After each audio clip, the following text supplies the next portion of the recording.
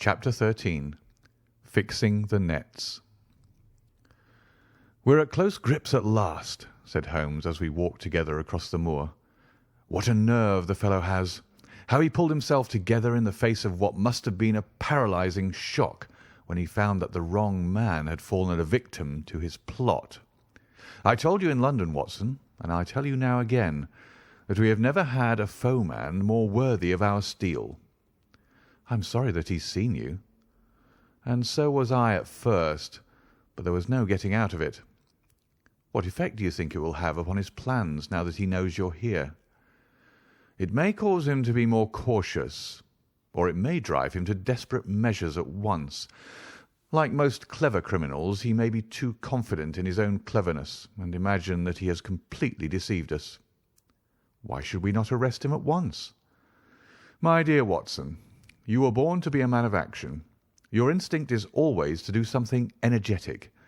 But supposing, for argument's sake, that we had him arrested tonight, what on earth the better off should we be for that? We could prove nothing against him. There's the devilish cunning of it. If he were acting through a human agent, we could get some evidence, but if we were to drag this great dog to the light of day, it would not help us in putting a rope around the neck of its master.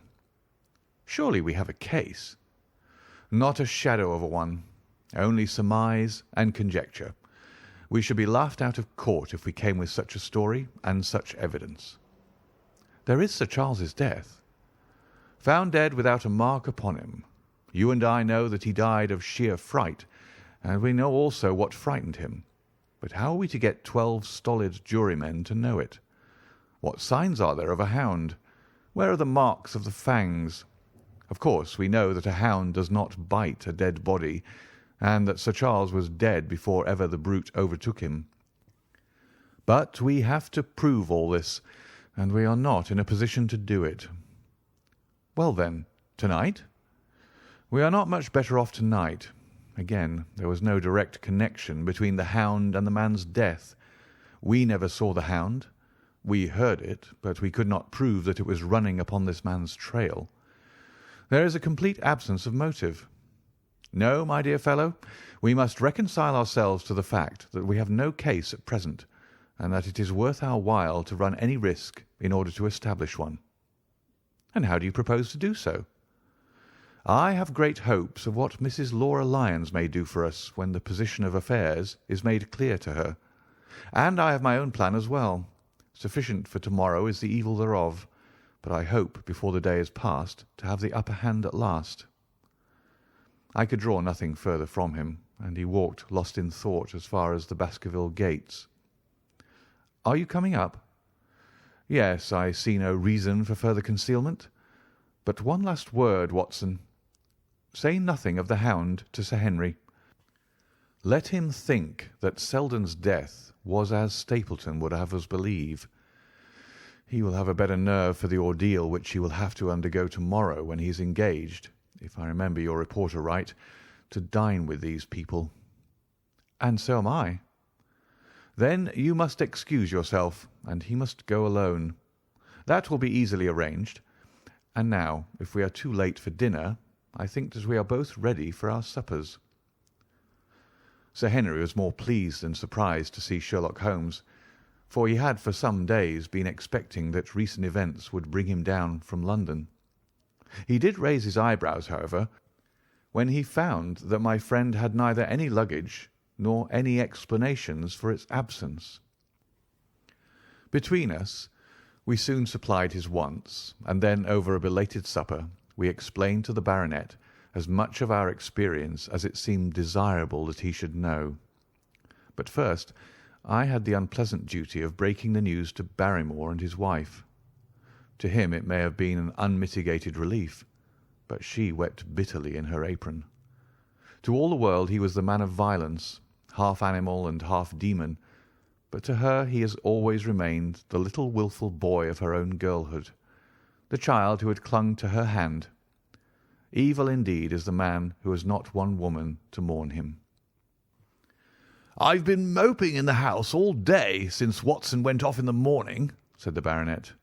"I guess I should have some credit, for I have kept my promise, If I hadn't sworn not to go about alone, I might have had a more lively evening, for I had a message from Stapleton asking me over there." "I have no doubt that you would have had a more lively evening," said Holmes dryly. "By the way, I don't suppose you appreciate that we have been mourning over you as having broken your neck."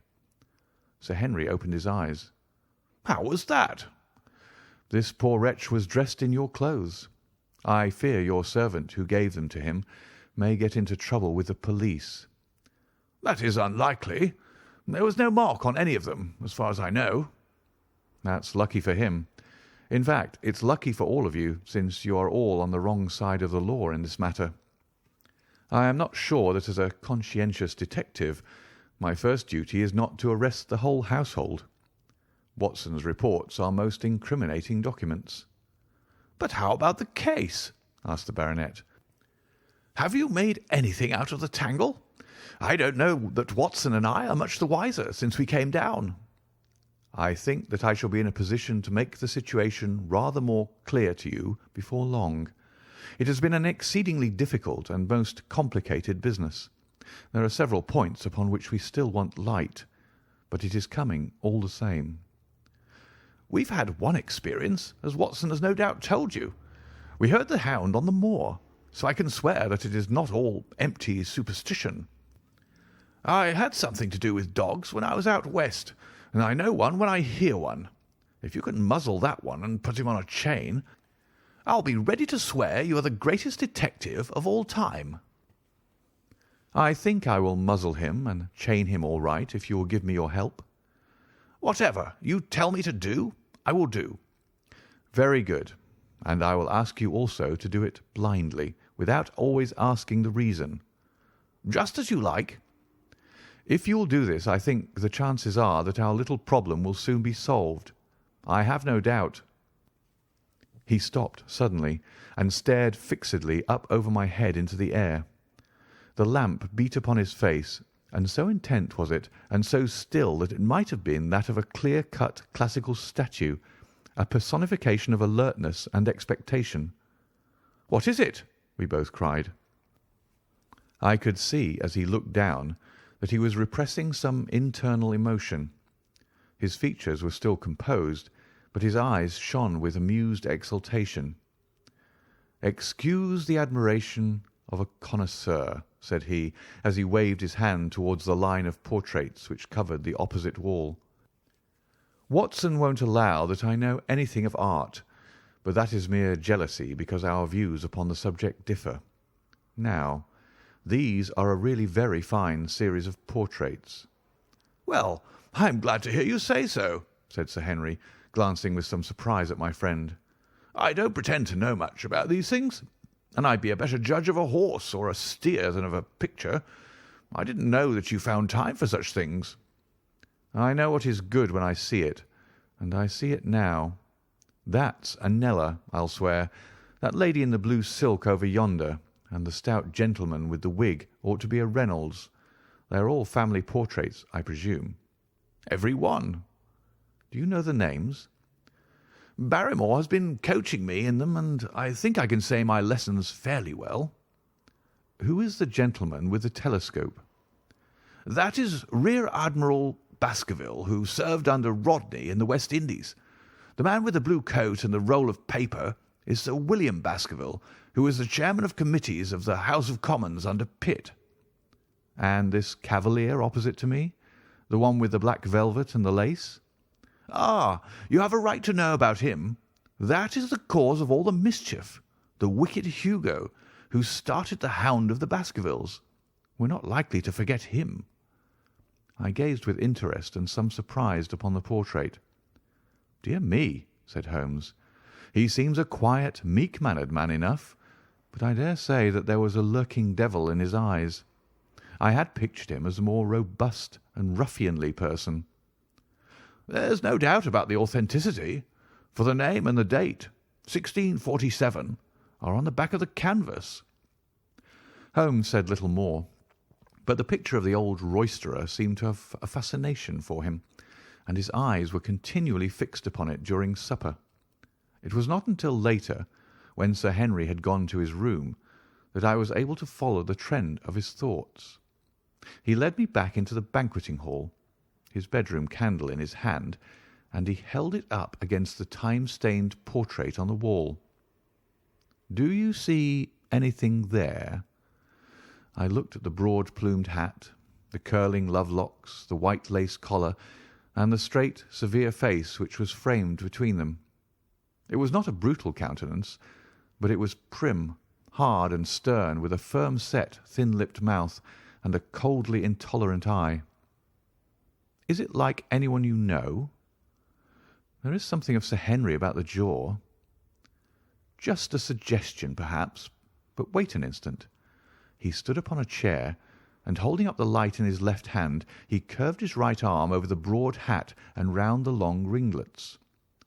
"Good heavens!" I cried in amazement. The face of Stapleton had sprung out of the canvas. "Ha! You see it now. My eyes have been trained to examine faces and not their trimmings. It is the first quality of a criminal investigator that he should see through a disguise. But this is marvellous. It might be his portrait." "Yes, it is an interesting instance of a throwback, which appears to be both physical and spiritual. A study of family portraits is enough to convert a man to the doctrine of reincarnation. The fellow is a Baskerville, that is evident." "With designs upon the succession?" "Exactly. This chance of the picture has supplied us with one of our most obvious missing links. We have him, Watson. We have him, and I dare swear that before tomorrow night he will be fluttering in our net as helpless as one of his own butterflies. A pin, a cork, and a card, and we add him to the Baker Street collection." He burst into one of his rare fits of laughter as he turned away from the picture. I've not heard him laugh often, and it has always boded ill to somebody. I was up betimes in the morning, but Holmes was afoot earlier still, for I saw him as I dressed, coming up the drive. "Yes, we should have a full day to-day," he remarked, and he rubbed his hands with the joy of action. "The nets are all in place, and the drag is about to begin. We'll know before the day is out whether we have caught our big, lean-jawed pike, or whether he has got through the meshes. Have you been on the moor already?" "I have sent a report from Grimpen to Princetown as to the death of Selden. I think I can promise that none of you will be troubled in the matter, and I have also communicated with my faithful Cartwright, who would certainly have pined away at the door of my hut as a dog does at his master's grave, if I had not set his mind at rest about my safety." "What is the next move?" "To see Sir Henry. Ah, here he is." "Good morning, Holmes," said the baronet. "You look like a general who's planning a battle with his chief of the staff." "That is the exact situation. Watson was asking for orders." "And so do I." "Very good. You are engaged, as I understand, to dine with our friends the Stapletons to-night." "I hope that you'll come also. They are very hospitable people, and I am sure that they would be very glad to see you." "I fear that Watson and I must go to London." "To London?" "Yes, I think that we should be more useful there at the present juncture." The baronet's face perceptibly lengthened. "I hope that you are going to see me through this business. The hall and the moor are not very pleasant places when one is alone." "My dear fellow, you must trust me implicitly, and do exactly what I tell you. You can tell your friends that we should have been happy to come with you, but that urgent business required us to be in town. We hope very soon to return to Devonshire. Will you remember to give them that message?" "If you insist upon it." "There is no alternative, I assure you."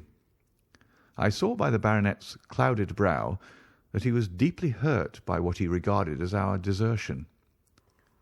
"When do you desire to go?" he asked coldly.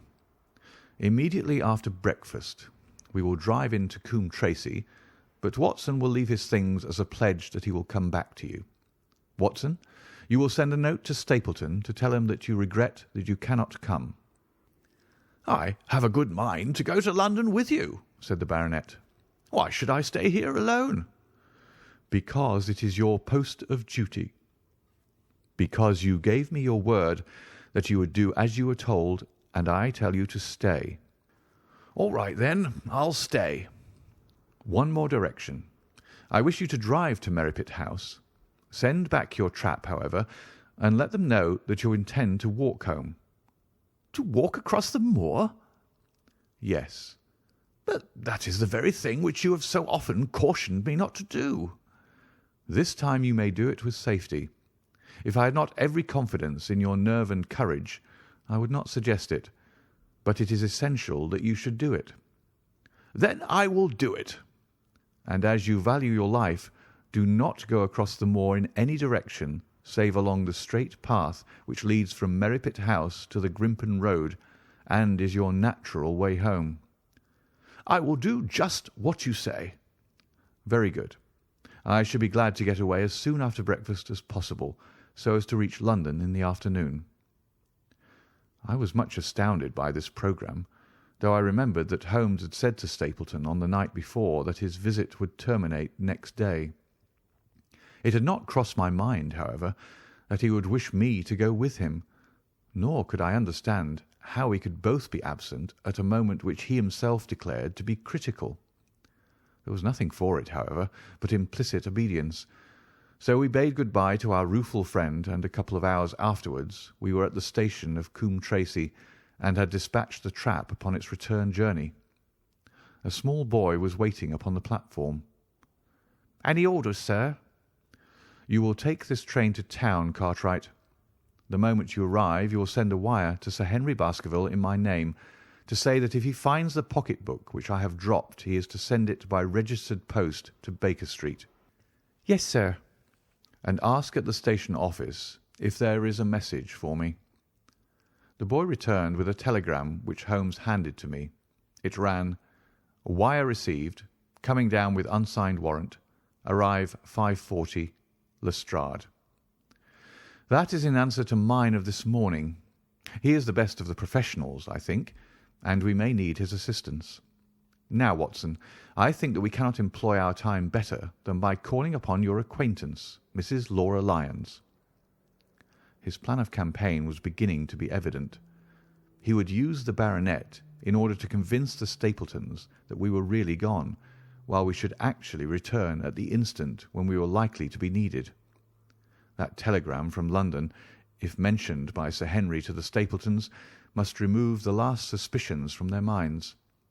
Already I seem to see our nets drawing closer around that lean-jawed pike.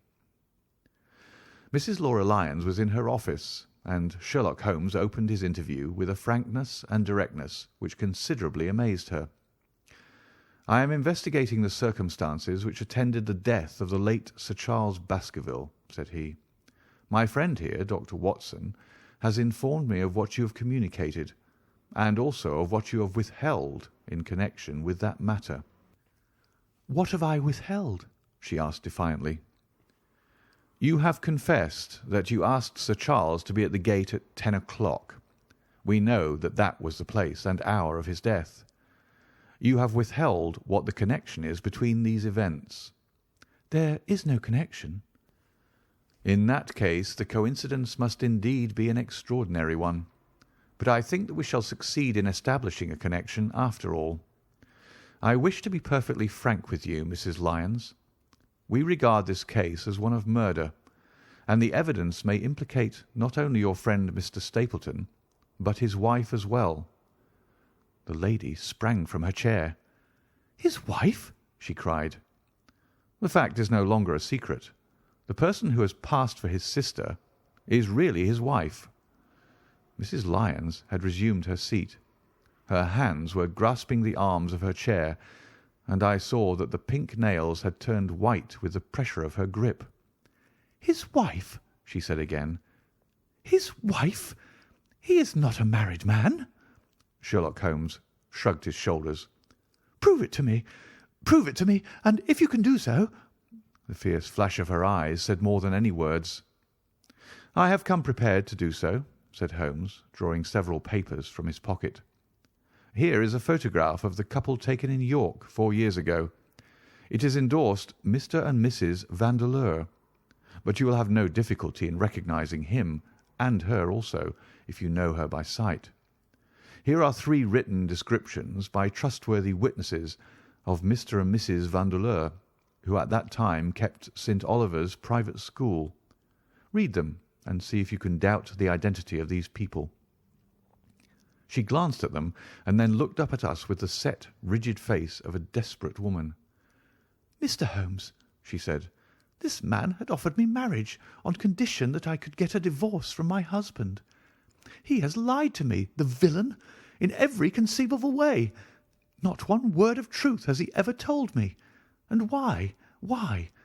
I imagined that all was for my own sake, but now I see that I was never anything but a tool in his hands. Why should I preserve faith with him who never kept any with me? Why should I try to shield him from the consequences of his own wicked acts? Ask me what you like, and there is nothing which I shall hold back.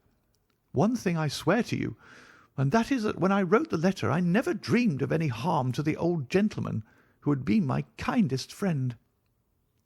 "I entirely believe you, madam," said Sherlock Holmes. "The recital of these events must be very painful to you, and perhaps it will make it easier if I tell you what occurred, and you can check me if I make any material mistake. The sending of this letter was suggested to you by Stapleton?" "He dictated it." "I presume that the reason he gave was that you would receive help from Sir Charles for the legal expenses connected with your divorce." "Exactly." "And then after you had sent the letter he dissuaded you from keeping the appointment?" "He told me that it would hurt his self-respect that any other man should find the money for such an object, and that though he was a poor man himself, he would devote his last penny to removing the obstacles which divided us." "He appears to be a very consistent character. And then you heard nothing until you read the reports of the death in the paper?" "No." "And he made you swear to say nothing about your appointment with Sir Charles?" "He did. He said that the death was a very mysterious one, and that I should certainly be suspected if the facts came out. He frightened me into remaining silent." "Quite so. But you had your suspicions." She hesitated and looked down.